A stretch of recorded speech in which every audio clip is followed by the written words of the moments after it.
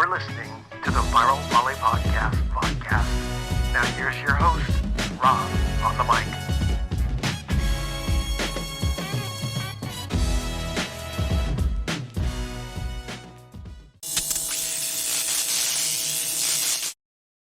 Hey everyone, welcome to College Volleyball Weekly on the Viral Volley podcast and vodcast. And I would have a very special episode here. We'd have a few members of the AVCA All-America Committee, which all three of the guys on the podcast just happened to be on that committee. So it worked out perfect with Dan Friend of Lewis being the chair.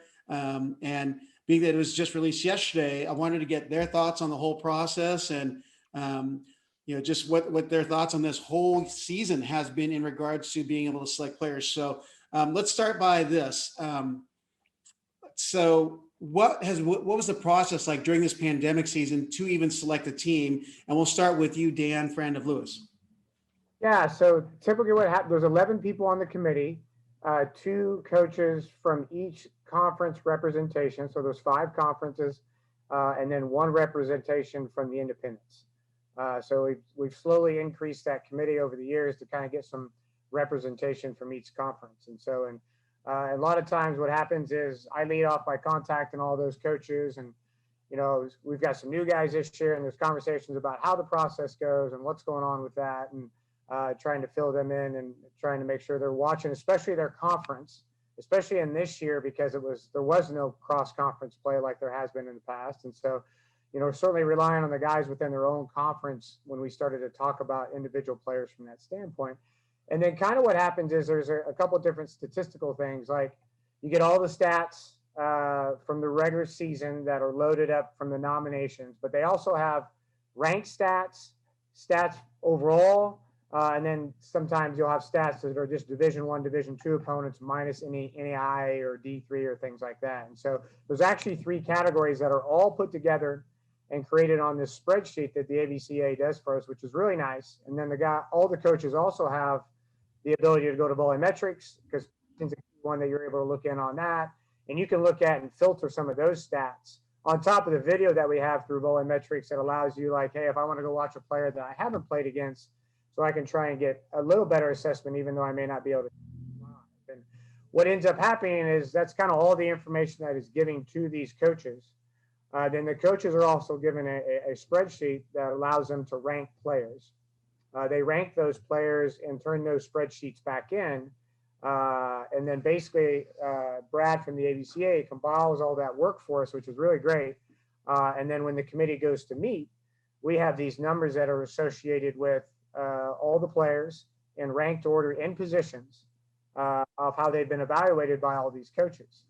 And then what we do is we look at that as a committee and start to sift through that. And some are easy, and then there's some that are really difficult. And then you're trying to find a break point between first and second team and honorable mention.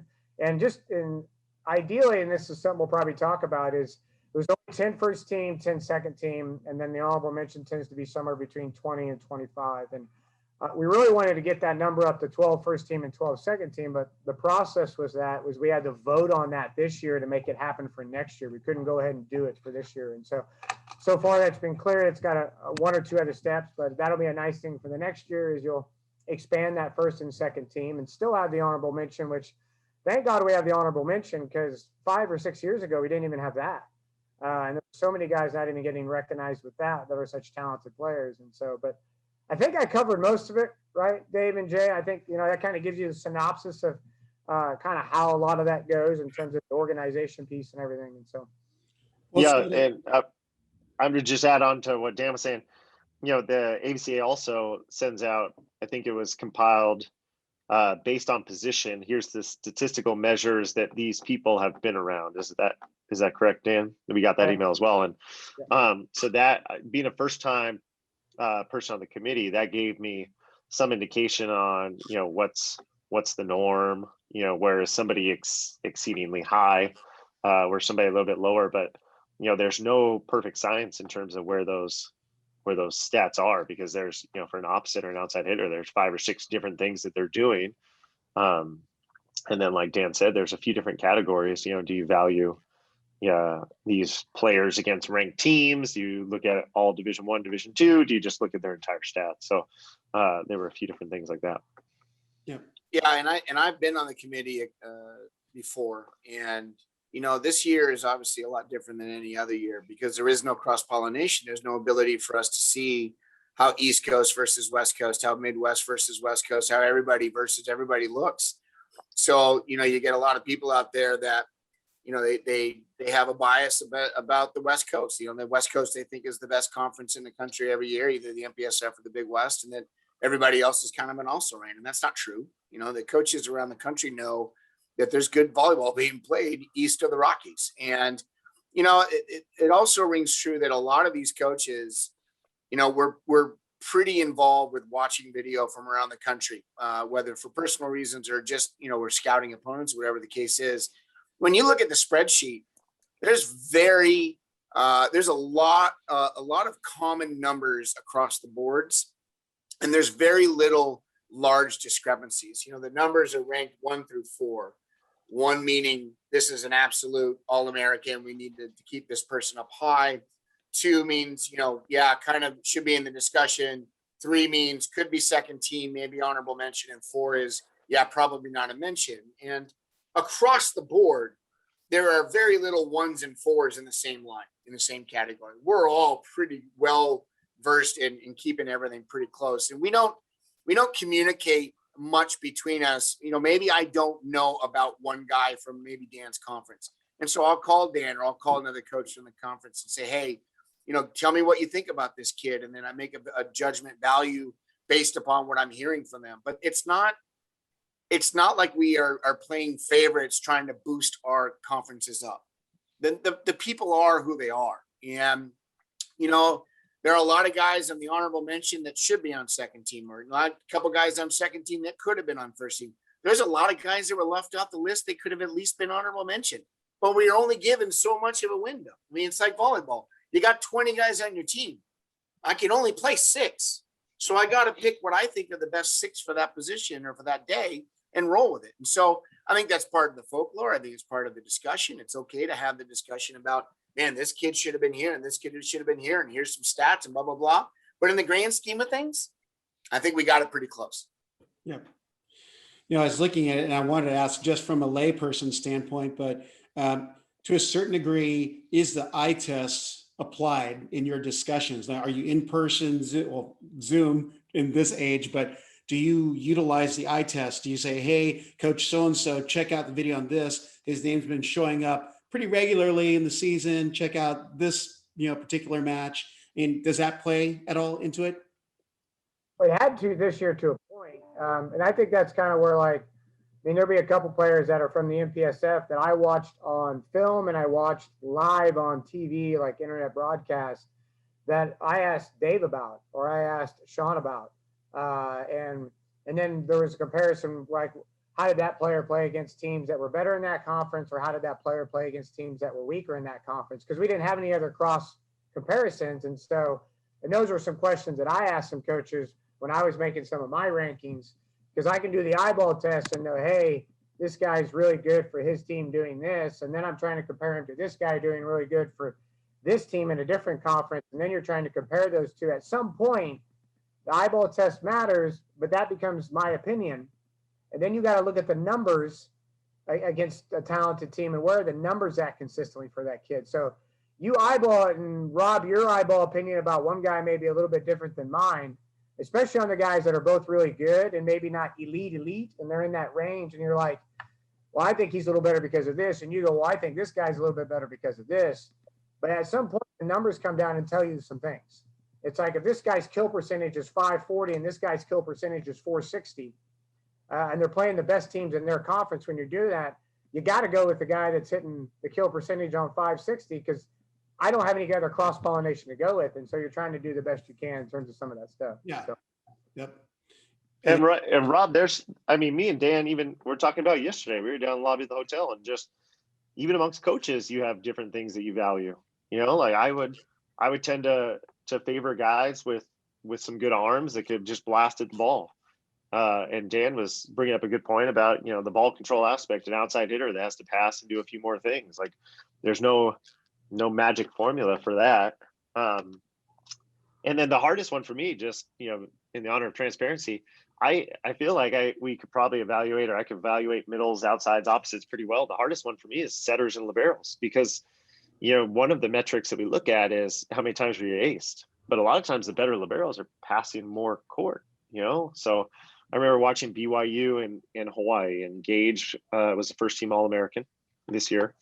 And this was last year that they were playing. Gage is passing half the court against Gabby. I would pass with 5 against Gabby if I could.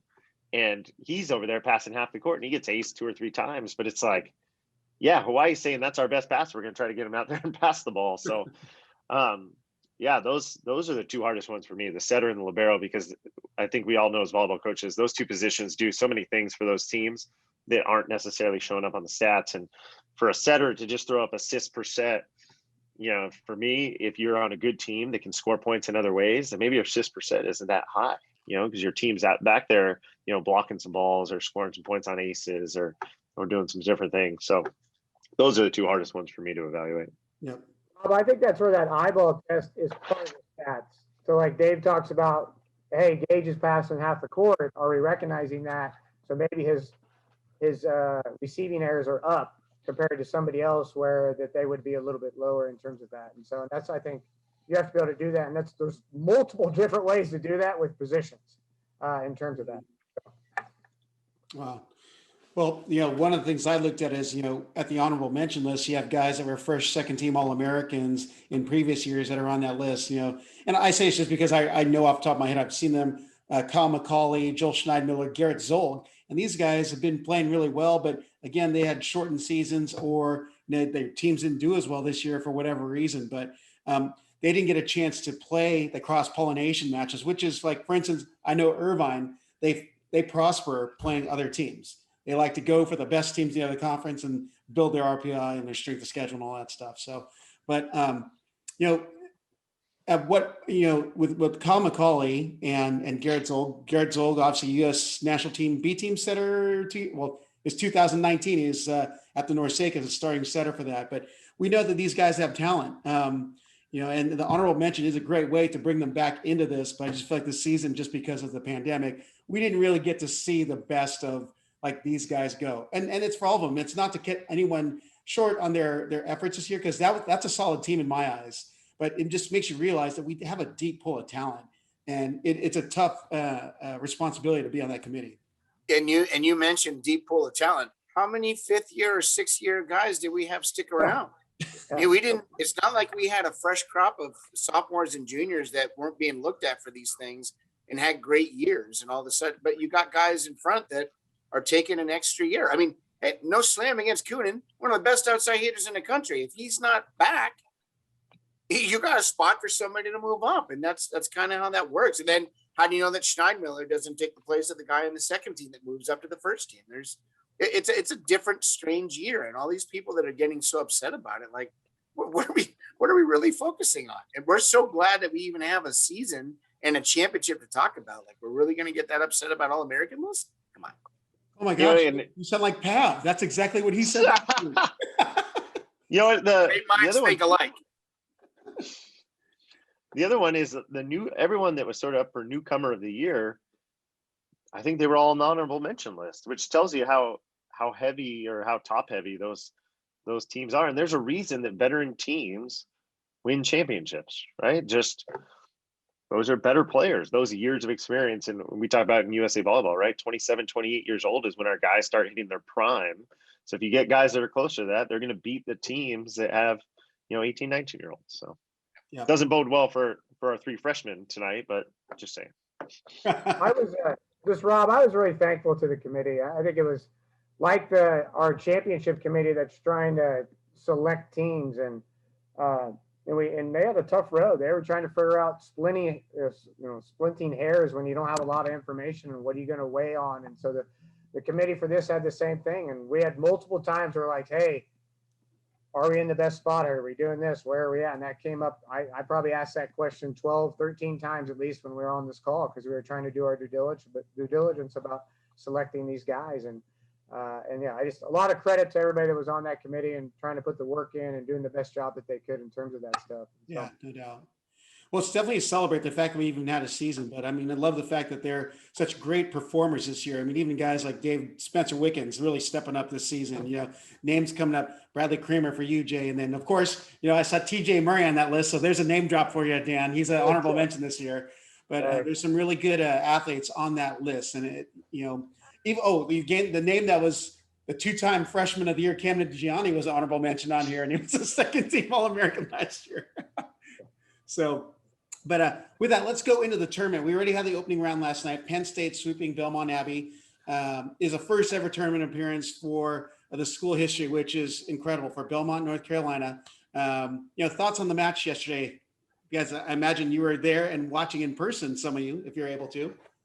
Well, let me go first. First off, I just want to thank Ethan Walker and all the committee members. So back in 2014 is when I think it was the first year where they had added the at-large and expanded the tournament to 6. And then a couple of years after we got to 7. And there's been this thing where the NCAA only maybe recognizes that it's the semifinal and final. But Ethan and that group have done a great job of getting everything kind of where the sponsorship's up, and they're really treating it like a tournament. So for Belmont Abbey, congrats to them for being there. But they got that championship experience this year where sometimes that's a play-in game.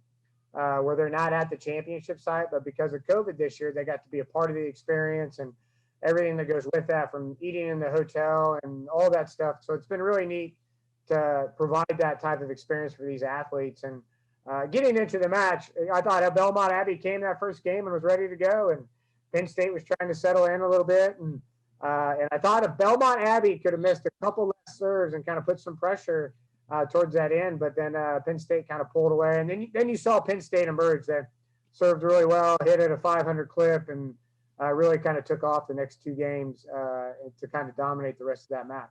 So, well, we know you were watching that match very closely, Dan, but we'll go into that a little bit later.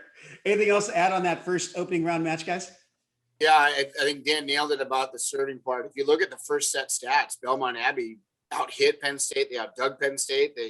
I think they had a couple more digs than they did. I mean, it's Belmont Abbey did a really, really nice job. I think maybe the pressure of the moment and Penn State being calm, cool, and collected kind of, they kind of just did what they did. And we'll talk about this if the next match is coming up. But, kudos to Belmont Abbey. That's pretty cool. And now that you've been there, now that you know what it feels like, that's really where the next level of progression will come from them. Should they make it again soon? And let's also remember this.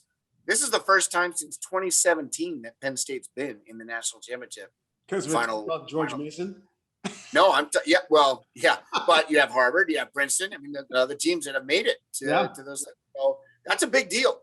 Yep. Penn State's used to being in the dance, and for Brett Wildman and Cole Bogner and those guys, this is their first time. That's pretty amazing, pretty remarkable. Yep. Anything to add, Dave? I was busy watching in Santa Barbara. I didn't realize anybody else other than Santa Barbara was playing in this tournament. Right. Well, Penn State on the victory goes to 22-3 in the season, which is an amazing record for this season. 16-2 in the EIVA. Cal Fisher 10 kills, only 1 error, hit 563, 3 aces. Wildman 9 kills, only 2 errors, hit 438, and Bogner 30 assists. So our favorite. That's why they're both All-Americans. Yeah. But we have to give a shout out to the Belmont Abbey top performers, Andrew Kohut, 10 Ks, and Jay's favorite Italian, Matteo Miseli, 9 kills, 316, and ace and 3 digs. So Penn State moves on to play a team in red who hashtags it Flight On, and that would be Coach Dan Friend's team. So, but before we jump to that match, I wanted to focus on the first matchup, which Coach Dave Hunt will be jumping on a bus to, I imagine, like probably an hour or so. But it's the California Coastal Confrontation, Pepperdine versus UC Santa Barbara in Columbus. How about that alliteration right there? California Coastal Confrontation in Columbus, the 4 C's. Yeah, sounds kind of oxymoron of a year. So let's talk about what can be happening in this match. And Dave, I don't expect you to give up any secrets, but just whatever you guys want to throw out there in regards to this matchup, what to look for, You might even help Dave. He may be like watching, looking for your guys' notes. Who knows? Yeah, I'm going to take some notes. That's good. Yep. So who wants to take a stab? Jay, you looking? Yeah, serve and pass. The name of this game is serve and pass. And, Santa Barbara's got a couple guys that bring some heat from behind the line, and Pepperdine's got a couple guys as well. How well each one can control the other with either off the serve or serving them off the net is going to really determine who's going to be successful at the end of the night. Santa Barbara's scrappy. They're a smaller little team with some ball control. They can do some good things. Pepperdine has got a couple of guys in that team that control the ball really well. I mean, we talk about Wickens all year long. He's a transitioned libero to an outside hitter. And we all would love to have an extra passer out there that can keep the ball in control and still put the ball away. That's going to be, to me, the key for tonight to watch is who is doing the best job behind the service line and receiving the serves. The team that does the best of those two things, that's going to be the winner tonight. Anything to add, Dan? Yeah, I would think whoever transition kills. I think they're going to serve, pass, and equate each other out. Now, certainly if they don't, then that's going to play dividends. But I think you're going to see who can transition, score points in this game, because there's going to be some extended rallies, some long rallies, and who's finding a way to put the ball away in these extended rallies. It's going to turn these points when it matters, when it's in the late teens to early 20s. And I think that's going to be pretty key, because I think these guys both have some remarkable ball control and setters that do a great job. And I think who's going to find a way to score those points when it matters. Yeah. From my standpoint, I look at it, to me, it's like a old guard versus new guard, because Santa Barbara's got some COVID seniors, 4 of them that are on that starting lineup, and they're good. And they work very well together. Their chemistry is incredible. But Pepperdine's got some really good young talent. They've got Bryce Dvorak at setter. He's been playing really well. Jacob Steele, who's if it's not Jacob Steele, it's Spencer Wickens leading the stats for you guys offensively. So, I'm wondering if nerves could play into it tonight, being that this is the first championship for some of those guys. Hey, Dave, how many guys do you have from the 19 team? One. Not many. Yeah, no. Noah and Spence both split at libero that at the end of that year, and then Jacob was on that roster, but did not play. He's actually, you don't realize that he's a COVID freshman this year. He's a third-year COVID freshman. So we're really playing with 4 freshmen out there. People don't realize that. Yep. But not. Yeah, it's almost a completely new roster for us. So I agree with Rob. So for both teams, this is Santa Barbara's first time here with that group. Our group, it's their first time, and I think both teams are relatively similar. There's probably 6 liberos or guys that could play libero on the court, right? Santa Barbara has, any of those guys could fill in at libero for them, either one of their outside hitters. So I think we have the same thing. So there'll probably be, about 80 digs, per side, and then some low hitting efficiencies, because I don't think either team will hit the ball out much, but there'll be long rallies. And I think both teams will serve in about 85%. So we'll see. So, Dave, you're saying that a third-year freshman, you're going the BYU route of trying to get young guys that are old guys on your team. Nice. I'm getting all the COVID guys and anyone that wants to transfer. That's grad school. Yep. I got 6 grad school guys next year. So nice. Yeah, we'll figure it out. And Marv's going to be their advisor in grad school, right? Yeah, that's right. They'll be getting a master's in coaching, and it'll all work out. So. Now, the winner of tonight's match will face the number 1 seed Hawaii in the semis on Thursday at 2 p.m. Pacific daylight time. So, Dave Hunt, good luck tonight against Rick, who was just named the AVCA Coach of the Year, by the way. So congratulations to Rick, who was on last week bantering with us. So, we didn't want to have them both at the same time because they'd be throwing curse words at each other. More family-friendly show. So let's go to our next matchup, which is going to happen at 5 today, which goes to Dan Brandon's Lewis Flyers. They're the number 4 in the country. 8 p.m. 8. Is it 8 here, but 5 where Rob is? Yeah.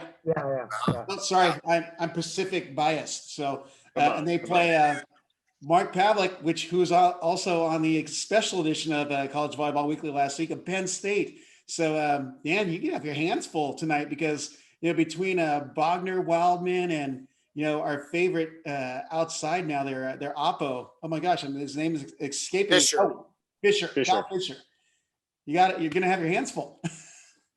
Yeah, I would agree with you, but I'll let the other two guys go first versus me. Yeah. So. Oh, yeah, for sure. I'll go first since I played Penn State a week ago. Here's the thing: Penn State all year long has really been relying upon Fisher and Wildman, and they've had a couple other guys here and there that have had some decent nights, but the fact remains those are still the two guys that they're going to go to the most when the crunch time matters. They have one of the best setters in the country, Cole Bogner, running the show. Here's where I think the rubber's going to meet the road tonight. If Penn State remains a two-headed monster, I think Lewis is a better blocking team than obviously Belmont Abbey and probably better than anybody else in our conference. I'm not so sure that those two can keep up that pace for that long. I think Cole has got to get a few other guys involved. His middles, and even the announcers last night, kudos to the announcers last night, by the way. They did a fantastic job of actually knowing what men's volleyball looks like and how it's supposed to work. They talk about the middles at Penn State and being non-existent on the average 2 sets per set. I mean, that's fairly low. And if those guys don't keep being involved at some form or fashion, and Lewis just leaves them alone and focuses on the two guys that matter the most, that's going to be a real problem for Penn State. They don't have the ability to just rely upon those two players, especially now at this time of the year. You can do it in the early parts when you got teams that maybe are not so good, not great blockers on the left side, whatever the case is. But as you start to move on in this tournament, there's some big teams that know how to block really, really well. I mean, you look at Coonan and Mitchum as a blocking duo. I mean, that's ridiculous. And I'm really excited to see what that is going to do against Wildman and Fisher. But if Lewis can't block them and they still remain that way and they keep getting kills like they've been getting all year, well, then kudos to Penn State, because that's still the best tandem team in the country that's crushing balls left and right. But I mean, I think Lewis might have their number tonight if they don't get some other guys involved. That's my take. Yep. Dave, anything to add? Yeah, for me, from what I've seen on video, it's going to come down to serving and passing. And it seems like Penn State relies on the ability to serve the ball aggressively and in. And Lewis, when I've seen them, people don't realize it's not about passing the ball perfectly, specifically at this late in the season, because you're going to get knocked out of system. But can you keep it on your side? Can you put yourself in medium pass situations? And then can you take big rips from there? So when I'm talking about the serve pass game, I'm talking about Penn State's ability to serve in aggressively and then manufacture a few easy points, either on overpasses or free balls. And then for Lewis, can they just keep it in medium system on some of the tougher servers? And then they have the weapons to kill the ball. And then can Penn State, from a block defense standpoint, slow them down in the middle and on the left? So, but both of those things, Penn State is trying to keep up with Lewis. It's not Lewis trying to keep up with Penn State, in my opinion. So it's going to be skewed a little bit towards Lewis. Yep. Any final thoughts there, Dan? I know you're trying to hide some cards here. It's okay. We get it. I think they said a lot. I think the one thing with us is how do we adjust to Penn State speed? I think there was only 1 or 2 teams in our conference that were going that fast, and Cole does a nice job of running a pretty good tempo even when he's off the net. And so how do we adjust block defense wise, and how quick do we make some adjustments as we see it live versus recreate it in our own gym or video or things like that? And I think that'll be a big piece. Certainly the serve pass is important, and can we manage to where we can just attack? Because Kevin can find the middles at 10 or 12 feet. We can still set our middles at 10 or 12. And so, but I do think, how do we deal with their speed? And then how do we pass? They got a couple guys that I think last night he served a couple balls that were 70 miles an hour, 71. And so, but we got a couple guys who can serve. Boosh can, he can light it up 68, 70 in terms of serving. So they're going to have to pass a little bit of that too at the same time. And so, but I'm excited. It's always a great match. We played them every single year since '94. I had no idea. I didn't think you wouldn't think maybe you were going to play this year because of the COVID stuff, but we found a way to play again in terms of that, which is great. So, Rob, for me, that's going to be a key for both matches tonight. Is going to be, we've all played in conference or mainly in conference matches. Who can adjust to these new opponents, right? I think there's a certain rhythm at least, the MPSF, the upper echelon teams have big bangers and they go a lot of high ball, and they got guys they're serving at 77 miles an hour. And now we're not going to see that tonight, and conversely, we'll do things that Santa Barbara, hasn't seen in the Big West, and they're going to do things, and Dan's alluding to that, right? So Penn State goes real fast, and maybe they haven't seen that. So who can adjust quickest and get on the same page with their system and tactics to be able to respond to something they haven't, quite frankly, seen in over a year? I feel like it's just an analogy of what we're going through this time in history. Who can adjust? Who can adapt to what's happening right now?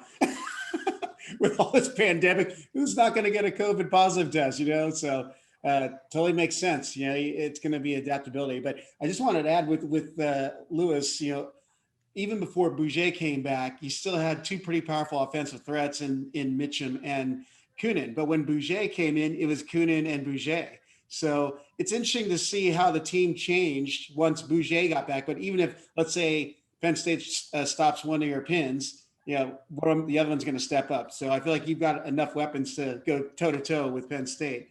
So and Bouger's built like a linebacker. The kid's going to run through some people. So with that, we anything else to add that we may have missed, gentlemen, before you guys go to your matches? I just want to say thanks again, Rob. I think we talked about this before. A year ago, we were not playing volleyball. I was in my basement. You know what I mean? So with your Boba Fett mask. With my Boba Fett stuff. So we're talking about All-Americans. We're talking about Coach of the Year. Shout out to Rick again. Shout out to my assistant. He got Assistant Coach of the Year, which was awesome. So Brian Johnwick is just a grinder. So way overqualified, and we're privileged to have. But it's great we're here. It's great we're talking about NCAA championships in Columbus, and we're on this podcast and doing all these things, and we're having this sport. And I know the beach championships are going on too, which is awesome, which is really great. And so certainly like that we're moving forward with the pandemic and putting ourselves in a spot to do all these things. Great way to end. Gentlemen, first, Dan and Dave, good luck tonight. Jay, hey, don't strain your bicep holding your food or your drink as you're watching from home. Heading out to golf right now. So who knows? Maybe I'll contact each of you for some statements after your matches or after the conclusion of tonight. So be on the lookout for text, gentlemen. Hey, I'm Robert Stroh for the Viral Volley Podcast with College Volleyball Weekly. Dan Friend of Lewis, Dave Hunt of Pepperdine, Jay Hosack of George Mason. Looking forward to chatting hopefully soon after a conclusion of matches. Hey y'all, thanks for listening to today's episode of the Viral Volley Podcast. Be sure to follow Rob at Rob on the Mic on Instagram, Twitter, and Facebook, or at robonthemic.com. Check you next time.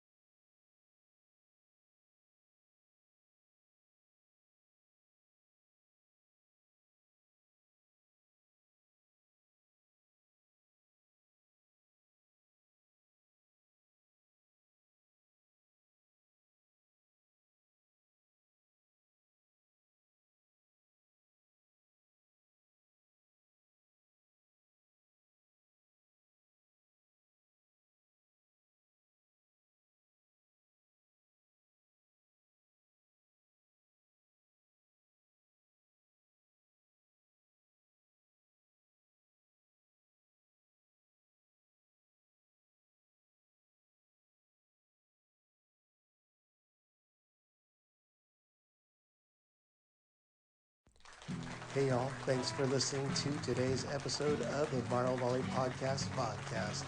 Be sure to follow Rob at Rob on the Mic on Instagram, Twitter, and Facebook, or at robonthemic.com. Check you next time.